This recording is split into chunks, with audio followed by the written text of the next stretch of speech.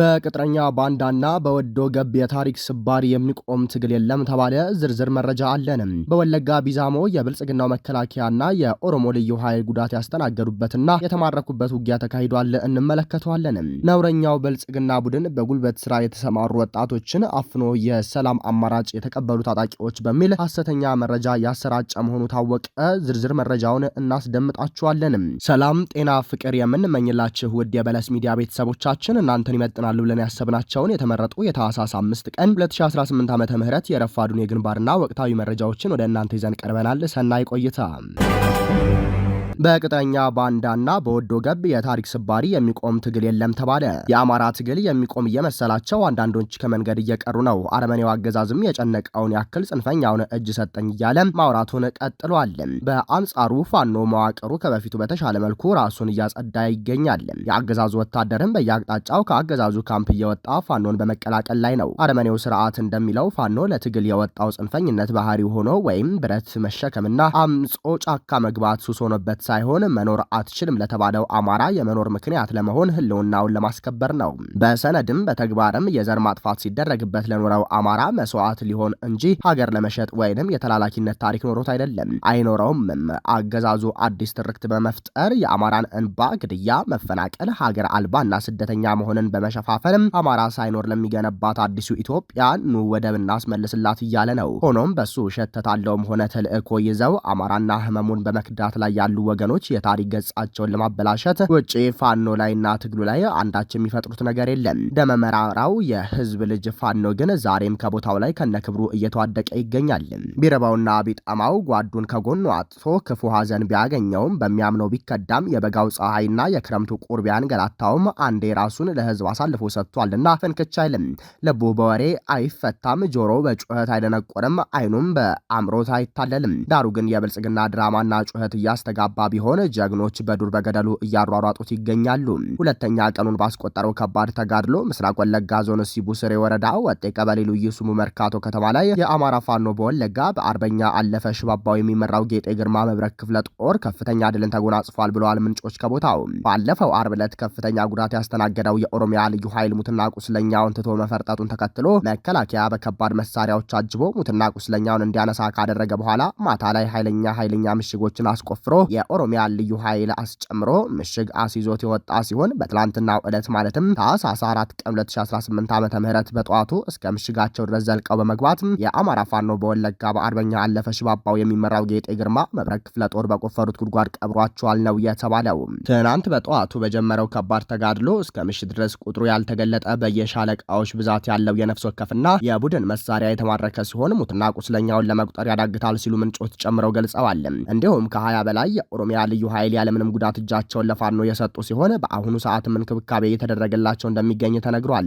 በተያያዘ ዜና ትናንት ምሽት መከላከያ እንደለመደው በከባድ መሳሪያዎች ታጅቦ የልዩ ኃይሉን አስከሬንና ቁስለኛ በአምቡላንስ በኦራልና በህዝብ ማመላለሻ መኪኖች ላይ ወደ ጉቶ ጊዳ ወረዳ ኡኬ ከተማ እያጋዘ ሲገኝ በኦሮሚያ ልዩ ኃይል አስከሬን ላይ ምሽግ ለምሽግ እየተረማመዱ አይበገሬ ክንዳቸውን ሲያሳዩት የዋሉት ፋኖቻችን የተገኘውን ምርኮ በሙሉ በመያዝ ወደ ነጻ ቀጠናቸው በሰላም መመለሳቸውን በለስ ሚዲያ ከፋኖ ዳዊት አማረ የአማራ ፋኖ በወለጋ ህዝብ ግንኙነት ኃላፊ መረጃውን ተመልክቷል።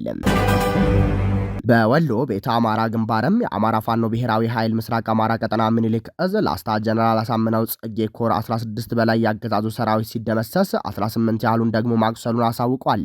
የአማራ ፋኖ ብሔራዊ ኃይል አፋብሃ ምስራቅ አማራ ቀጠና ምኒልክ እዝ ላስታ ጀነራል አሳምነው ጽጌ ኮር ጀነራል ኃይሉ ከበደ ክፍለ ጦርና አሳምነው ኮር ሁለት የሐውጃኖ ክፍለ ጦር ቃኞችን በጥምረት በወሰዱት አጸፋዊ ምላሽ የአገዛዙ ብልጽግና ሰራዊት አይቀጡ ቅጣት ተቀጥቶ ወደ ነበረበት እንዲመለስ ተደርጓል ሲል እዙ ለበለስ ሚዲያ የላከው መረጃ ያመለክታል።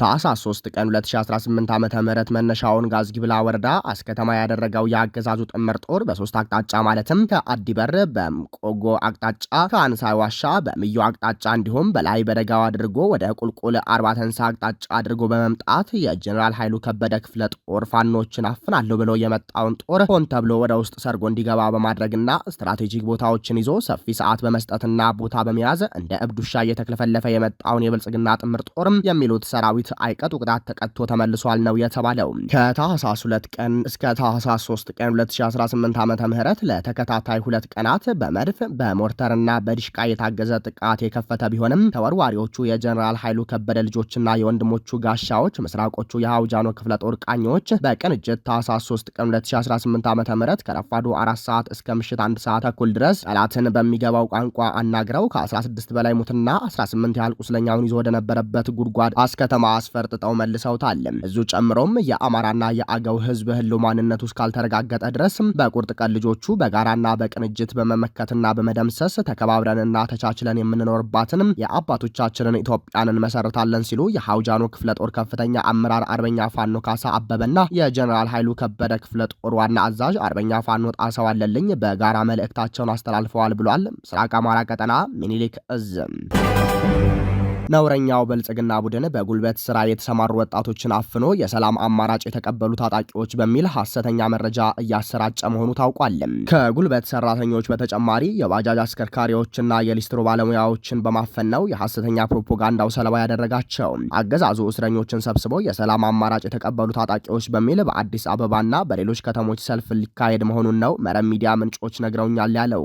አገዛዙ በተለይ በደብረ ማርቆስ ከተማ በርካታ ቁጥር ያላቸው በጉልበት ስራና በሌሎች የስራ መስኮች ተሰማርተው የነበሩ ወጣቶችን አፍኖ ወደ ባህር ዳር የወሰዳቸው ሲሆን በተመሳሳይ በሌሎች ከተሞችም ወጣቶችን እያፈነ ሊያካሄድ ላሰበው የሰልፍ ትርኢት እያዘጋጃቸው መሆኑ ታውቋል። በየከተማው በገፍ እየታፈሱ ከሚገኙ ወጣቶች መካከል ተከታታይነት ያለው መድኃኒት የሚወስዱና የአእምሮ ህሙማንን ጭምር እንደሚገኙበት ነው መረብ ሚዲያ ካሰባሰብኩት መረጃ አረጋግጫለሁ ብሏል። የብሔራዊ ተሃድሶ ኮሚሽን እጅ የሚሰጡ የፋኖ አመራሮችንና አባሎችን በአዲስ አበባና በሌሎች ከተሞች የሰልፍ ትርኢት በማድረግ ለማሳየት እቅድ መያዙን ሰሞኑ መዘገቡ አይዘነጋም። የተሃድሶ ኮሚሽኑ እጅ የሰጡ ታጣቂዎች በሚል ሰልፍ ለማካሄድ እቅድ ይዞ የነበረው ሰሞኑን ለማስረሻ ሰጤ እጃቸውን መስጠታቸውን ተከትሎ ብዙ ኃይል እናመጣለን ያሉትን ተማምኖ ነው ተብሏል።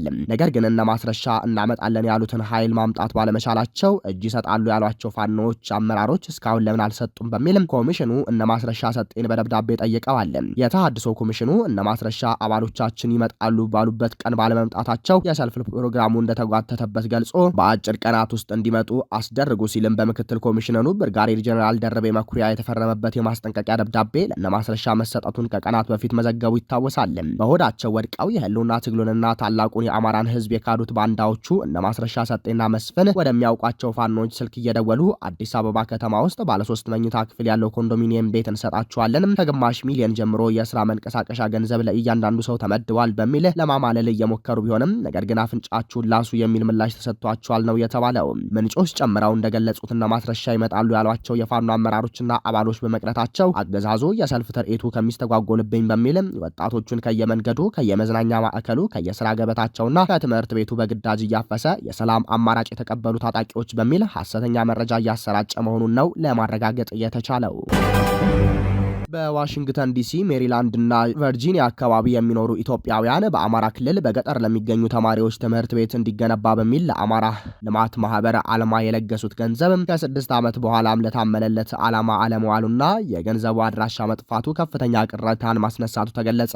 እንደ መረጃ ምንጮች ገለጻ ጉዳዩን በቅርበት የሚከታተሉ ወገኖች እንዳጋለጡት ከዛሬ 6 ዓመት በፊት በዲሴምበር ወር 2019 ዓመተ ምህረት የአልማ አመራሮች በአሜሪካ የስራ ጉብኝት ባደረጉበት ወቅት ነበር ገቢ ማሰባሰቡ የተከናወነው። በወቅቱ በዲያስፖራው ማህበረሰብ በተደረገው ርብርብ ለፕሮጀክቱ ማስጀመሪያ የሚሆን $116,000 ተሰብስቦ ለማህበሩ ገቢ ተደርጎ ነበር። በወቅቱ ይህ የትምህርት ቤት ግንባታ ፕሮጀክት የት ይተግበር ለሚለው ጥያቄ በዕጣ እንዲለይ በተደረገው ውድድር 8 ወረዳዎች በእጩነት ቀርበው ነበር። እነርሱም ሁለት እጁ፣ ነፍሴ፣ ቡሬ፣ ጃማ፣ ጧን፣ አንዳቤት፣ አንሳሮ፣ አርጡማ፣ ፋርሲና አበርገሌ ነበሩ ነው የተባለው። እናም በወጣው ዕጣ መሰረትም በምስራቅ ጎጃም ዞን በሚገኘው ሁለት እጁ ነፍሴ ወረዳ አሸናፊ በመሆንም ትምህርት ቤቱ እንዲገነባበት ተወስኖ ነበር። ይሁን እንጂ ገንዘቡ ከተሰባሰበና ቦታው ከተለየ 6 ዓመታት ያለፉ ቢሆንም እስካሁን በቦታው ላይ የተገነባ ትምህርት ቤት አለመኖሩ የአካባቢውን ተወላጆችና ገንዘቡን ያዋጣው የዲያስፖራ ማህበረሰብ አስቆጥቷል ሲሉ ምንጮች አክለው ተናግረዋል። ለልማትና ለወገን እፎይታ በሚል በታማኝነት የተሰጠው የከፍተኛ መጠን ያለው ገንዘብ ባንክ ገብቷል ወይስ በግለሰቦች እጅ ቀርቷል? እንዲሁም ባለፉት 6 ዓመታት ፕሮጀክቱ ለምን አልተጀመረም የሚሉ ጥያቄዎች እየተነሱ መሆኑ ነው የተነገረው። የሚመለከተው አካል ዓላማ በዚህ ጉዳይ ላይ ግልጽ ማብራሪያ እንዲሰጥና የኦዲት ሪፖርት እንዲያቀርብ የገንዘቡ ለጋሾች እየጠየቁ ይገኛሉ ተብሏል። በመጨረሻም የውጭ ዜና የቱርክ ፕሬዝዳንት ረሲብ ጣይብ ኤርዶጋን ጥቁር ባህር ከየትኛውም ጥቃት ነጻ መሆን እንዳለበት አሳሰቡ። ጥቁር ባህር ላይ የሚደረግ ግጭት ቀጠናውን የሚያናውጥ ለሩሲያም ሆነ ዩክሬን ጥቅም የማያስገኝ ነው ብለዋል። ሩሲያ በዩክሬን ጥቁር ባህር ላይ የቱርክን መርከብ በአየር መደብደቧን ተከትሎ ነው አንካራ መግለጫ የሰጠችው። ጥቃቱ የተፈጸመው ኤርዶሃን ከፑቲን ጋር በጉዳዩ ጋር በቱርክሜኒስታን ከተነጋገሩ በኋላ ነው። የሩሲያና ዩክሬን ጦርነት ብሎም የጥቁር ባህር ውዝግብን ለመፍታት ፑቲንና ኤርዶሃን ሰፊ ውይይት ማድረጋቸው ተሰምቷል። ኤርዶሃን ከፑቲን ጋር በነበራቸው ቆይታ በጦርነቱ ዙሪያና ትራምፕ ያቀረቡት የሰላም እቅድ ላይ ወደፊት እንደሚወያዩ ተስፋ እንዳላቸው አሳውቀዋል። የሰላም ስምምነት ብዙም የሚርቅ አይደለም፣ በቅርቡ የምናየው ይሆናል ሲሉም አክለዋል። ፕሬዝዳንት ኤርዶሃን አንካራ ለሩሲያና ዩክሬን ጦርነት በሰላም ለመፈታት የሁለቱ ሀገራት ተወካዮች በተደጋጋሚ በማሸማገል ሰላም እንዲፈጠር ጥረት ስታደርግ መቆየቷ አይዘነጋም። ይህ በእንዲህ እንዳለ ሰሜን ኮሪያ ከሩሲያ ለተመለሱ ቁስለኛ ወታደሮችን ሸለመች። የሰሜን ኮሪያው መሪ ኪም ጆንግ ኡን የሩሲያ ጎን ተሰልፈው ሲዋጉ ለነበሩ የሀገሪቱ ወታደሮች ጀግኖች የሚል ማዕረግ ሰጡ። በፒንግያንግ በተዘጋጀው ወታደሮችን የመቀበል ስነ ስርዓት ላይ ቁስለኛ ወታደሮችን እያቀፉ ታይተዋል። ኪም የሰሜን ኮሪያ ህዝብ ወታደራዊ ክፍልና የ528ኛ ሬጅመንት ኢንጂነር ወታደሮች በሩሲያ ላደረጉት ተጋድሎ ነው የጀግንነት እውቅና የተሰጣቸው የተባለው። ታላቅ ታምርና ጀብድ በአስቸጋሪ የጦር ቀጠናው ስለፈጸማችሁ ብሎም ለዓመታት የማይቻል መስሎ የሚታየውን ስላደረጋችሁ ጀግኖች ናችሁ ብለዋል። ምዕራባውያንም ምንም እንኳን ዘመናዊ መሳሪያ ቢታጠቁም በጥልቅ መንፈሳዊነት የተገነባውን አብዮታዊ ሰራዊት ማሸነፍ አልቻሉም ሲሉ ወታደሮቻቸውን አሞካሽተዋል። ከሬጅመንቱ ውስጥ 9 ጓዶች ማጣታቸውን ልብ የሚሰብር ቢሆንም ለነጻነትና ክብር ስለተዋደቁ እናወድሳቸዋለን ብለዋል። ሩሲያ በኩርስክ ግዛት ባደረገችው ጦርነት 10,000 የሰሜን ኮሪያ ወታደሮች መሳተፋቸውን የምዕራባውያን ሚዲያዎችና መሪዎች መግለጻቸው የሚታወስ ሲሆንም ሞስኮና ፒዮንግያንግ ግን ይህን ክስ ማስተባበላቸው አይዘነጋም ሲል የዘገበው አልጀዚራ ነው። ክቡራንና ክቡራት አድማጭ ተመልካቾቻችን ለሰዓቱ የነበረን የዜናና የመረጃ ስርጭታችን ይህንን ይመስላል። ጤና ይስጥልንም።